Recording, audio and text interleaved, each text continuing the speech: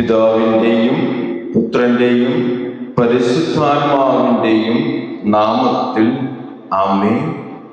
38-ാം സങ്കീർത്തനം. രോഗിയുടെ രോദനം. കർത്താവേ, അങ്ങയുടെ കോപത്തിൽ എന്നെ ശാസിക്കരുതേ, അങ്ങയുടെ ക്രോധത്തിൽ എന്നെ ശിക്ഷിക്കരുതേ. അങ്ങയുടെ അസ്ത്രങ്ങൾ എന്നിൽ ആഞ്ഞു തറച്ചിരിക്കുന്നു, അങ്ങയുടെ കരം എൻ്റെ മേൽ പതിച്ചിരിക്കുന്നു. അങ്ങയുടെ രോഷം മൂലം എൻ്റെ ശരീരത്തിൽ സ്വസ്ഥതയില്ല. എൻ്റെ പാപം നിമിത്തം എൻ്റെ അസ്ഥികളിൽ ആരോഗ്യവുമില്ല. എൻ്റെ അകൃത്യങ്ങൾ എൻ്റെ തലയ്ക്ക് മുകളിൽ ഉയർന്നിരിക്കുന്നു, അത് എനിക്ക് താങ്ങാനാവാത്ത ചുമടായിരിക്കുന്നു. എൻ്റെ മോശത്വം മൂലം എൻ്റെ വ്രണങ്ങൾ അഴുകി നാറുന്നു. ഞാൻ കുനിഞ്ഞ് നിലം പറ്റി ദിവസം മുഴുവൻ ഞാൻ വിലപിച്ച് കഴിയുന്നു. എൻ്റെ അരക്കെട്ട് ജ്വരം കൊണ്ട് പൊള്ളുന്നു, എൻ്റെ ശരീരത്തിന് തീരെ സൗഖ്യമില്ല. ഞാൻ തീർത്തും ക്ഷീണിച്ചു തകർന്നിരിക്കുന്നു. ഹൃദയക്ഷോഭം നിമിത്തം ഞാൻ നെടുവീർപ്പെടുന്നു. കർത്താവേ, എൻ്റെ ആഗ്രഹങ്ങൾ അങ്ങേക്കറിയാമല്ലോ, എൻ്റെ തേങ്ങൽ അങ്ങേക്ക് അജ്ഞാതമല്ല.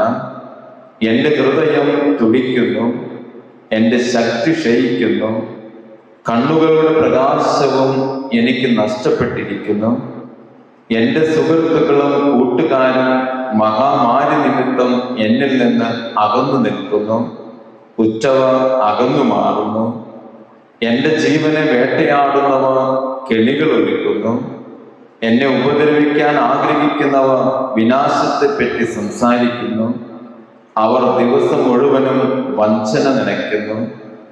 ഞാൻ ബധിരനെ പോലെയാണ്, ഒന്നും കേൾക്കുന്നില്ല. വായ് തുറക്കാത്ത മൂകനെ പോലെയാണ് ഞാൻ, ചെവി കേൾക്കാത്തവനെ പോലെയാണ് ഞാൻ. ഞാൻ ഒരു മറുപടിയും പറയുന്നില്ല. കർത്താവേ, അങ്ങേക്ക് വേണ്ടിയാണ് ഞാൻ കാത്തിരിക്കുന്നത്. എൻ്റെ ദൈവമായ കർത്താവേ, അങ്ങാണ് എനിക്ക് ഉത്തരമരുളേണ്ടത്. ഇതാണ് എൻ്റെ പ്രാർത്ഥന. എൻ്റെ കാൽ വഴുതുമ്പോൾ അഹങ്കരിക്കുന്നവർ എന്നെ പ്രതി സന്തോഷിക്കാൻ ഇടയാക്കരുതേ. ഇതാ ഞാൻ വീഴാറായിരിക്കുന്നു, വേദന എന്നെ വിട്ടുപിരിയുന്നില്ല. ഞാൻ എൻ്റെ അകൃത്യങ്ങൾ ഏറ്റുപറയുന്നു, എൻ്റെ പാപത്തെപ്പറ്റി അനുതപിക്കുന്നു. അകാരണമായി എൻ്റെ ശത്രുക്കളായി തീർന്നവ ശക്തരാണ്. അന്യായമായി എന്നെ വെറുക്കുന്നവ അനേകരത്രേ.